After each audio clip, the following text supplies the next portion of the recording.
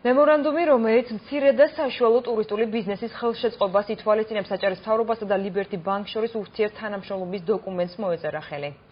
შეთანხმების თანახმად 15%-იანი სესხიდან მოქალაქე 3 წლის განმავლობაში თანხის მხოლოდ 3%-ს დაფარავს, დანარჩენს კი მთავრობა გადაიხდის. არის თუ არა 6 მილიონი ლარი საკმარისი პროგრამის განსახორციელებლად და ვის მიანიჭებს უპირატესობას მთავრობის პარტნიორი ბანკი. რუსუდან აბაშიძე თემის დეტალებით. აჭარის ფინანსთა მინისტრმა და ლიბერტი ბანკის გენერალურმა დირექტორმა მემორანდუმზე ხელმოწერით მცირე და საშუალო ბიზნესის დახმარებისთვის მზადყოფნა ოფიციალურად გამოხატეს. ხელმოწერის ცერემონიალზე აჭარის მთავრობის თავმჯდომარემ დააზუსტა, რომ ახალი სამთავრობო პროექტი განსაკუთრებით იმ მოქალაქეების დასახმარებლად ხორციელდება, რომლებსაც ბანკთან პრობლემები აგვისტოს ომის შემდეგ შეექმნა. სია, რომელიც წარმოდგენილია, მაქსიმალურად გვექნება ამ სიაზე დავაყნობით და ამის ფარგლებში ვიმუშავებთ.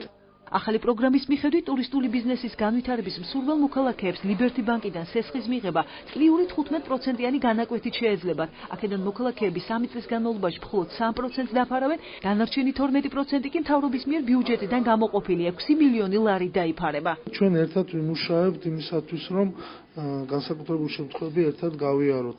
ინდივიდუალური მიდგომა იქნება ყველა კლიენტისადმი. არის თუ არა 6 მილიონი ლარი საკმარისი პროგრამის განსახორციელებლად და საბანკო იპოთეკით დაზარალებულებს შორის ვის მიანიჭებს უპირატესობას მთავრობის პარტნიორი ბანკი. ჯერ უცნობია. ლიბერტი ბანკის გენერალური დირექტორი ამბობს, რომ სპეციალური კომისია ასობით ოჯახს შორის სესხს მხოლოდ იმ კატეგორიაზე გასცემს, რომლებიც ბანკის პირობებს დააკმაყოფილებენ. ბანკი განიხილავს ამ თითოეულ ამ ადამიანს როგორც სესხებელს, შესაბამისად თვითონ სესხის მომსახურების კრიტერიუმებს ეს ადამიანები უნდა აკმაყოფილებდნენ. ანუ შემოსავალი რაღაც უნდა ქონდეთ, რომ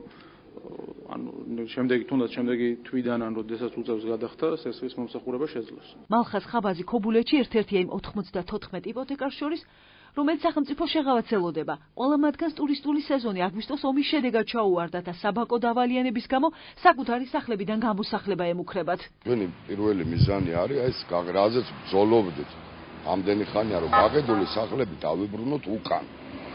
აღარ დავეძებთ იმ პროცენტებს და რაც ყველაზე მთავარი 3 წელი საშეღავათო პერიოდი ეს ძალიან დიდ რაიმეს ნიშნავს. 94 ოჯახი, რომელსაც ნამდვილად აქვს პრობლემა, უეჭველი უნდა დააკმაყოფილოს. იპოთეკით დაზარალებულ მოქალაქეებს შეღავათიანი პირობებით სესხების გაცემა 2013 წლის შემოდგომაზე უნდა დაწყებულიყო. არჩილ ხაბაძე პროცესის გაჭიანურების მიზეზებს განმარტავს და ირწმუნება, რომ გადაწყვეტილება მოახლოვებულ არჩევნებს არ უკავშირდება. მე ვფიქრობ, არ არის ეს მოსყიდვის ელემენტები აქ არ იგრძნობა. ამ ყველაფერს დაჭირდა დრო, მთავრობა კონსულტაცია სხვადასხვა უწყებასთან, ბიუჯეტის ფორმირების დროს 15 აპრილს ჩვენ ეს გავგეგმეთ პრიორიტეტებშიც, 3 წლის პრიორიტეტებშიც გავსაზღვეთ ეს თანხები, ამიტომ ბევრი თანდევი, ასე ვთქვათ, ქონდა ამას და ამიტომ ხო, გვინდოდა რომ ეს ყველაფერი კანონის ფარგლებში და სწორად გაკეთებულიყო. საბანკო დავალიანების დაფარვაში ხელისუფლებას დახმარებას ასობით მოქალაქე უკვე 2 წელია აქტიურად სთხოვს. ყოფილი პრემიერისგან მათ ჯერ დაპირება, მოგვიანებით კი უარი მიიღეს. ინტენსიური საპროტესტო გამოსვლების შემდეგ პრობლემის მოგვარებაზე პასუხისმგებლობა აჭარის მთავრობამ საკუთარ თავზე აიღო.